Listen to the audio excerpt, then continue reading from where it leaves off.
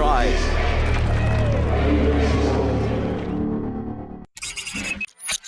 Yeah, Masi married, 3 kids, 3 boys.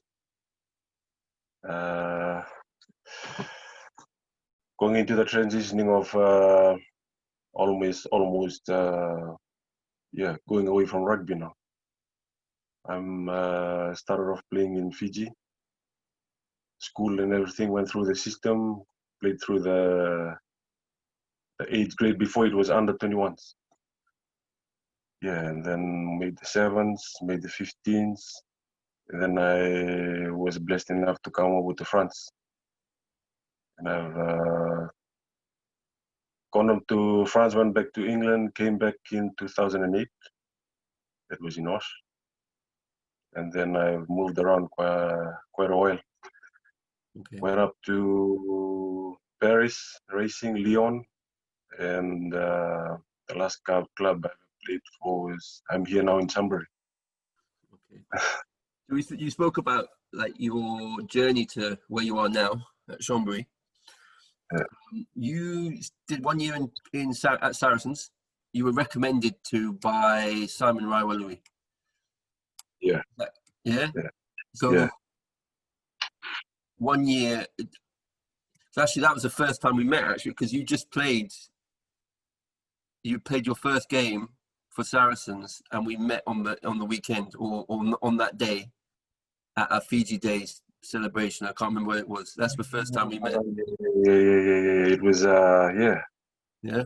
Yeah, still. Yeah. Moji was there as well. Yeah, Moji. I think we came with Moji and Camille. Camille, yeah. Throws back memories of Watford.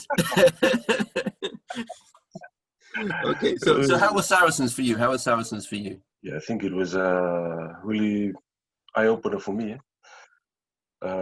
Just on how professional rugby team works and how a professional player has to work every day because before that I was playing in Nantes, and it was Federal 2, so that'll be 4th division. Mm-hmm. So it was a big eye opener for me because I always wanted to. Yeah, everyone growing up in Fiji, I always wanted the dream of playing for Fiji and having a professional career in rugby. So for me, it all was a really eye opener, and I think just the standards to be a pro rugby player, knowing that Saracens that at that time they really had high standards. Even today, they still have high standards. See, look at where they are now.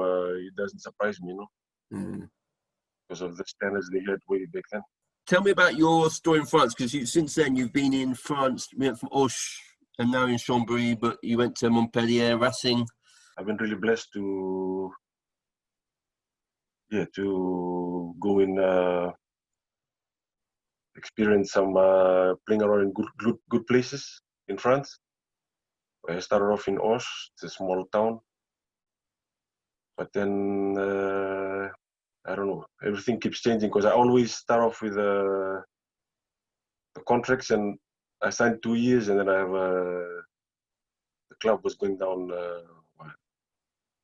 They were losing money basically, so I managed to get out of it and keep progressing. So I went to Montpellier and then to Racing. But I think the biggest challenge for me coming back was the language. Adapting to the language was one of the biggest factors.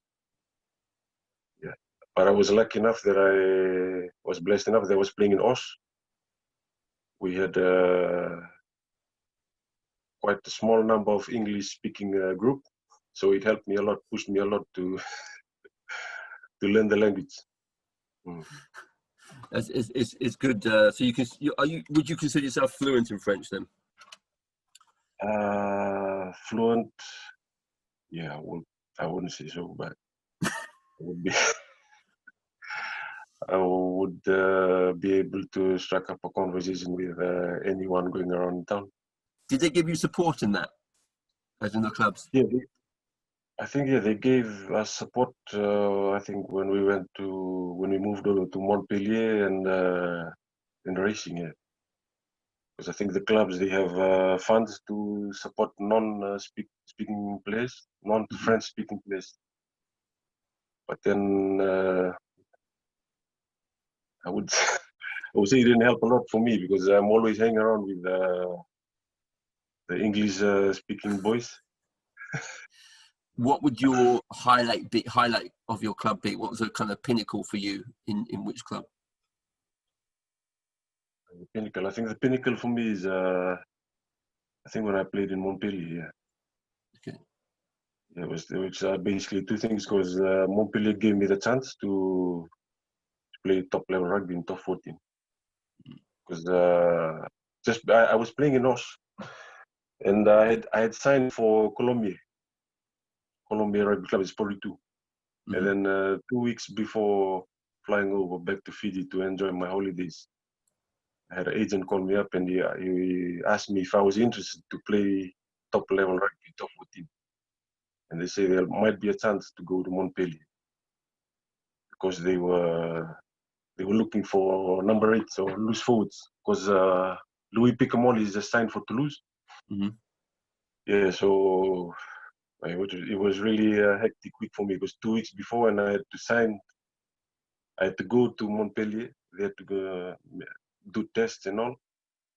And I had to make a decision if I wanted to sign and because I'm basically breaking my pre-contract with Colombia.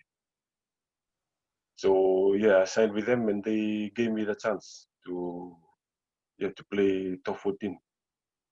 And then the second year in Montpellier, I think Galtier, is it Fabien Galtier, came around with Eric Bechu. So I think that was it was really, I think, a good year for us because we made the finals, but we lost to Toulouse. Yeah, so that was pinnacle of our club games, playing in the finals and playing in a big crowd and just the way we went to the finals because no one had counted us. We were gonna make the finals. Every year, Montpellier has always been always in the middle of the table. Yeah, and I think that year we made the first time that Montpellier qualified for the barrage quarterfinals, all in 1 year, and then the first year we made the final. So technically, that makes you better than Louis Picamol.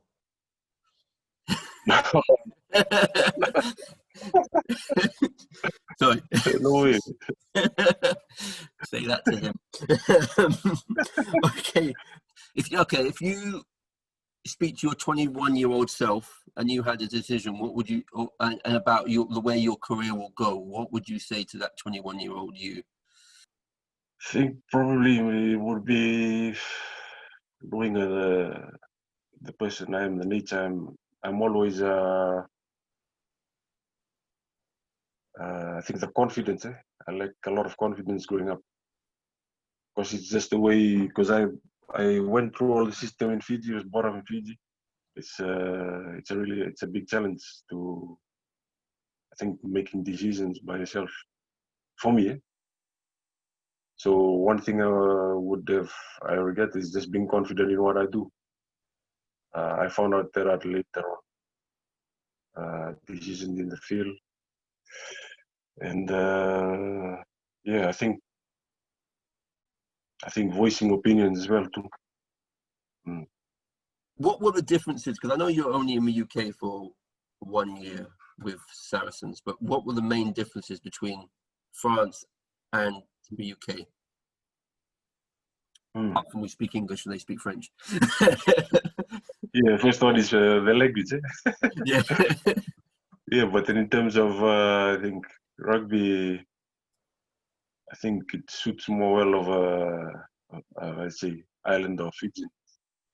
Because in England, when I was there in 2007, everything was much more structured.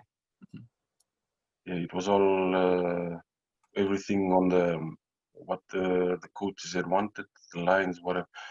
But in France, it'll be both a mixed structured game and whatever goes. What's in front of what's in front of us.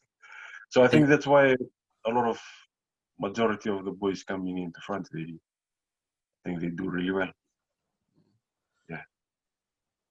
Okay, so you spoke about your international career. You spoke about playing for Fiji, but you started off playing for Fiji Sevens. You were named in 3 of the series events, 2006. Is that right? 2006, yeah. Yeah. What was that experience like for you as a young player? I think I don't know. For me personally, I grew up in a small suburb town in Fiji. It's called Nambua. Mm-hmm. And back then it was well known for its sevens team. It's a club where all those well-known players, Serevi, Nonandruku, Ola Stambulutu, just to name a few. And I grew up at that time when the team was doing really well. So everyone, all the kids around the area was always mimicking what the club players were doing, and I think their main aim was to play sevens for Fiji, because back then I think it wasn't the way around how it's now. Everyone was trying to make the sevens team, then 15s after, and yeah, I think playing for Fiji and sevens was just a big achievement for me, because knowing that my childhood was based around watching Hong Kong Sevens tournament every year with my family, and then finally, donning the Sevens team jersey in Hong Kong. I think, yeah, it was a big, big achievement for me personally, and how it meant for the people of Fiji too, playing for your country at sevens. Playing for Fiji, is that one of the most proudest moments of your life? Yeah, I think it's playing for Fiji in either sevens, 15s. Yeah, because representing a country. I don't know. There's about how many thousands of kids, there's they have all the same dream to represent the country, and you getting picked out of all those thousands of kids to represent. I think it's a big satisfaction for me. Okay, so you played, your first game was against Tonga, 2006. 2 World Cups you played. Which was your favorite World Cup? The last World Cup, it's I think my favorite was because I had my family over. I had my family over, my kids and my wife and my 2 kids. They came over, so that was really good, and just how the preparation leading up to the tournament was. Was that the preparation of the Fiji team for 2015? Mm. Okay. So what were the differences between 2011 and 2015? For 2015, we had a few tournaments just before the World Cup, and it was games. We had a bit more games. Yeah. So I think it really helped out what we were trying to achieve leading up to the tournament, rather than 2011. Was the focus different then for 2015? No, the focus was always been the same from 2011 to 2015. Yeah. I think it's just trying to achieve the best outcome for the team. And you spoke about preparation for 2015, and there's been a lot of talk for years now about, and frustrations from fans, real fans, whether they're English, whether they're Fijian, it doesn't matter, but there's been a lot of frustration that tier 2 nations, or as Nikki Little said to me the other day, poorer nations um, don't get to play the richer nations more often. Do you think that will help Fiji in its development as a country to push on further? Yeah, I definitely agree with Nikki. Because the only way we can progress is playing Tiwa, how you say, rich nations, playing against them frequently, because that's how we can gauge where we are. But to just open up I guess the playing field, so we can play around against the Tier 1 nations. I think the perfect example is Argentina. Look at where they are now. Mm-hmm. They've integrated into the championship rugby, playing thoroughly against Australia and New Zealand. They've set out the Super Rugby team. And then, the progress is I think first time they beat All Blacks. Mm-hmm. So it shows that if we play thoroughly against stronger teams, T1 nations, I think it'll help develop the island teams, island teams. Yeah. If the Autumn Nations Cup went the way it should have done, do you think that would have been good for Fiji? Yeah, I think it'll be. I think it'll be really good for Fiji, because that's the only way we can gauge our performance for a year, playing them regularly. Other way around, if it wasn't for the Autumn Nations, it will probably be the November tours, where we come around and we play 2 Tier 1 nations, and then we play another team, Tier 2, or one game against a Tier 1 nation. And then we play other teams. But then I think the autumn tests, I think it's good because we got 3 tests against Tier 1 nations, just to give a clear picture of where we heading to, so we can guard ourselves against the Tier 1 nation. Right. So I don't know, like a French always says, c'est dommage. We didn't get to see them play because of the situation France, Europe is in now. Are you frustrated that as much as everybody else is, that Fiji's haven't had an opportunity to play? Yeah, I'm the more frustrating thing is how can, I don't know, we get 29 positives and all the other teams within the tournament, they're getting less test positive. Maybe it's a little something by the French team, because they don't want to play us. They don't want to get beaten again. Yeah, because I was getting the thing last week when they canceled the game, and the match was given to France from our workmates, and they were getting and I always go back at them. Oh, you guys don't want to play. That's why you had to test positive for all our players to get that easy road. Yeah, but that record still stands. When we played the last time in Stade de France, you guys lost. I always keep going back at them here. Okay, so moving forward then, obviously, at some point this year, Fiji will play, maybe against Georgia.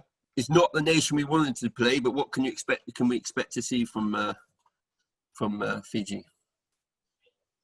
Yeah, I think yeah, it's hard up that we couldn't play against those three tier nations, tier one nations. But then I think it'll be good for the boys too, coming, staying around in camp for 3 weeks and not playing. I think they'll be all fired up for the game against Georgia. I was gonna say that I pity the Georgians in that game. Sorry, Georgia. Oh, but then it will be a good time too to see what the message of what the new coach is going to bring to the Fiji team. So it'll be really interesting. I can't wait to watch the game. If it goes on. Over the 29 cases, do you think that's down to something that Fiji Rugby has done, or do you think that's just these things happen? He said, "C'est la vie." Because for me, I don't know what's the situation in like the camp, so I can't comment what is it. What happened about the restrictions of being in a bubble, or yeah, I can't comment because I don't know. I haven't gotten into touch with anyone inside camp. But like you said, it's really interesting that 29 players got tested positive, and there's all other teams there's no case in the team of COVID. But then again, you have to look at Scotland, England, France, Wales. All these teams, they all stayed within the frontier, their countries. They've been getting tested regularly. They all come from the same place. And then whereas Fiji, they are all from different, playing in different countries. There's that, and then you have to look at the Georgian team. The Georgian team, they're basically just like Fiji. They've all come from, but they haven't got any case. They've managed to play 3 games. It is frustrating, and I think do you think they'll do this tournament again? I really don't know, but I'm happy if they do it again. Just helping out, like we had said before, us playing against the one nations and also Georgia. But I think it's gonna be hard, because then you get the complaints from the clubs of that always a problem of overplaying every season. So they have to look into what is it going to be, autumn tests, then 6 nations, or.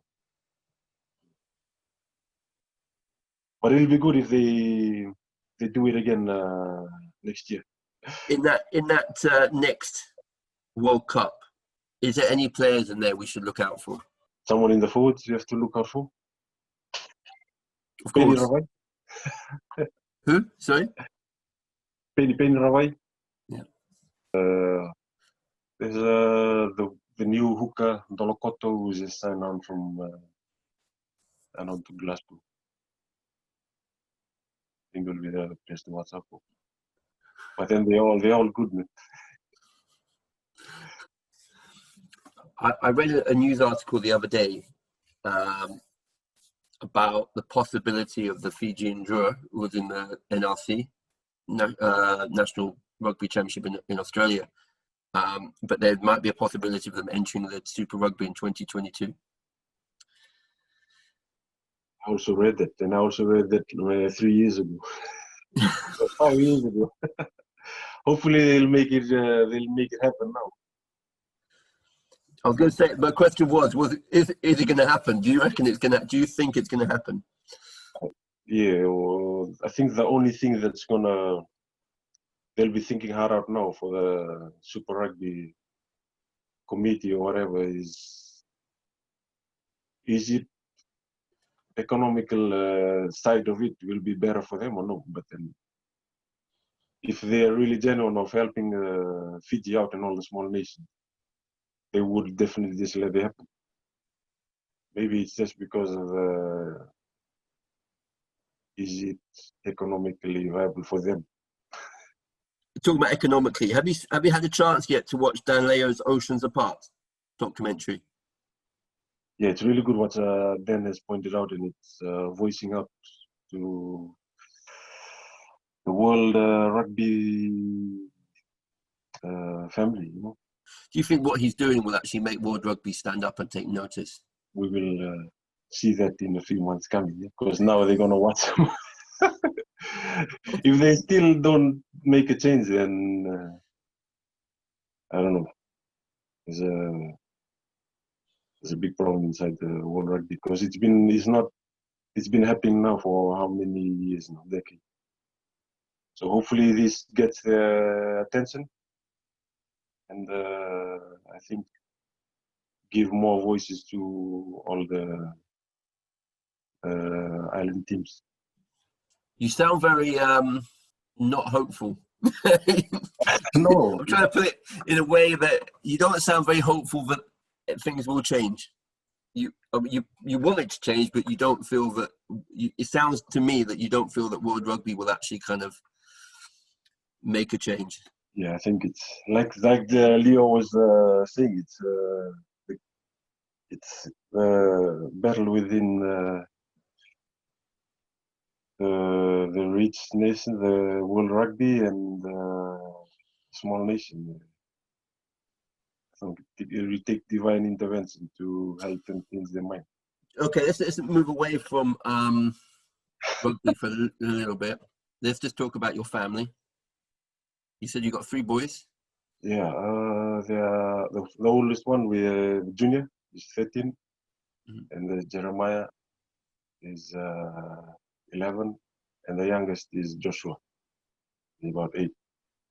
Yeah, I don't force them. I didn't force them to play. I just ask them every year if they are still interested to take part in rugby, and if they do, then I just let them go.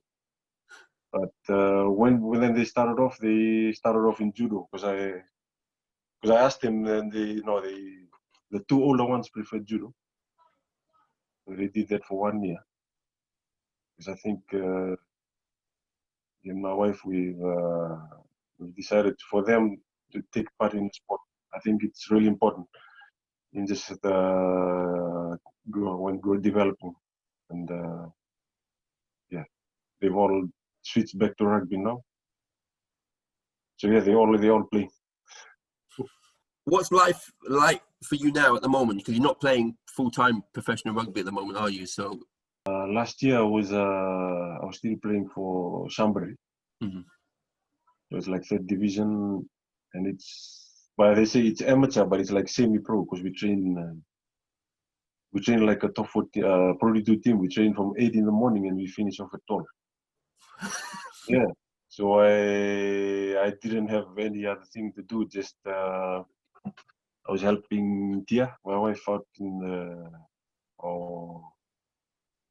the business, and so this year I've jumped another level down to Federal 3. So that's like 5th division. And I'm playing for a town close to Chambéry. It's about 10 minutes from here. It's called Aix-les-Bains. So the club is, they proposed if I could come and help out with the team. And they proposed for me to work as well.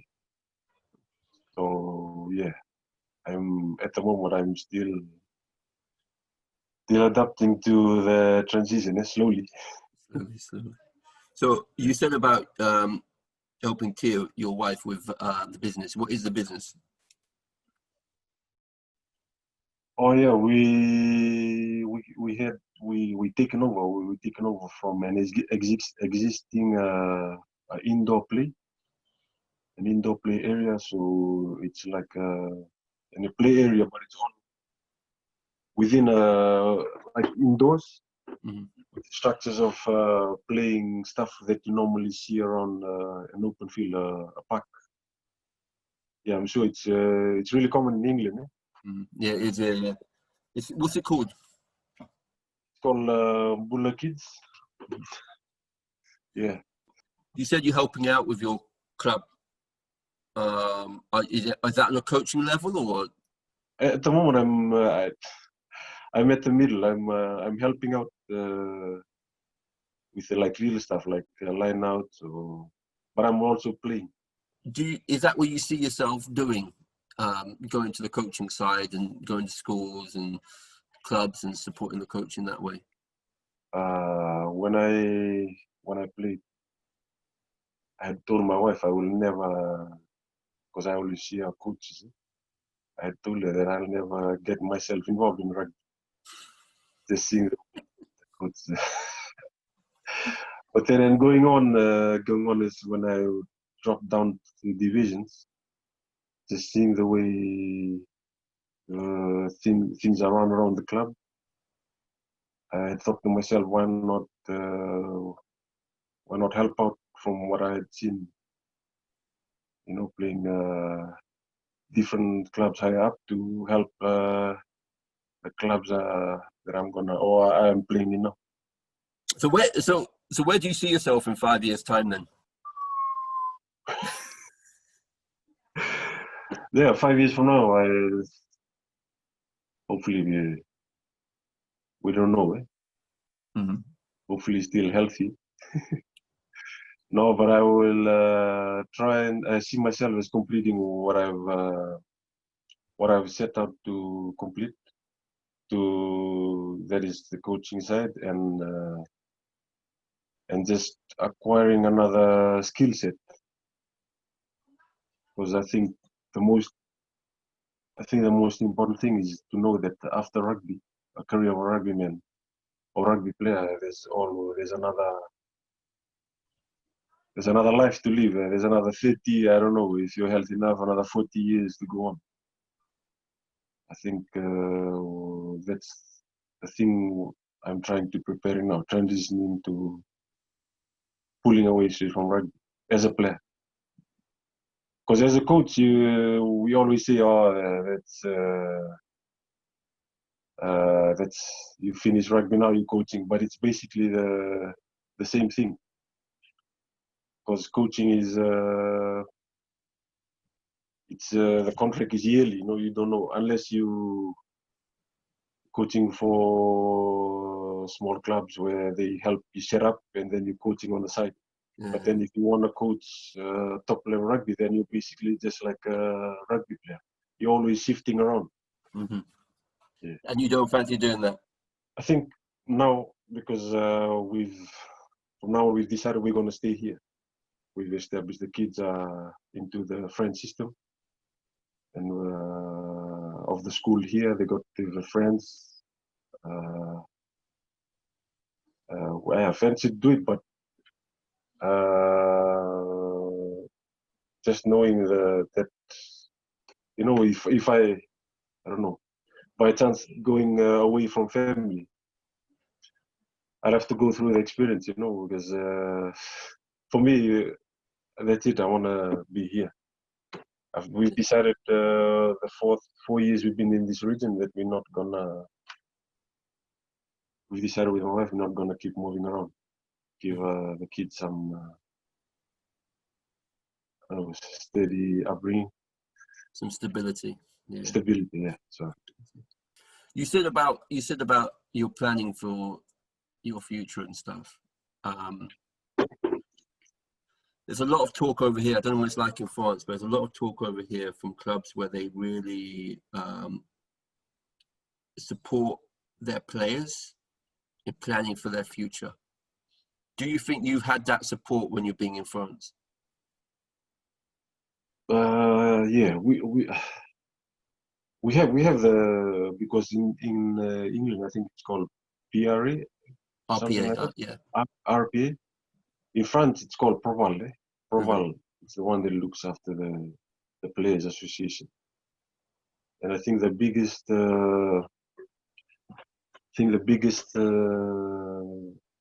thing we faced was just the language. Going around to see what is the proposed anything like to do after rugby. Mm-hmm. Because everything, I think the school is in Toulouse. Mm-hmm. But at the moment, I think last year I met, I've forgotten the name. I met a representative of Proval, and he's English.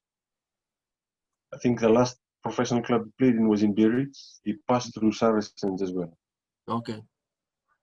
Yeah. So I think what they're doing now is they really trying to help out the non-English speaking players.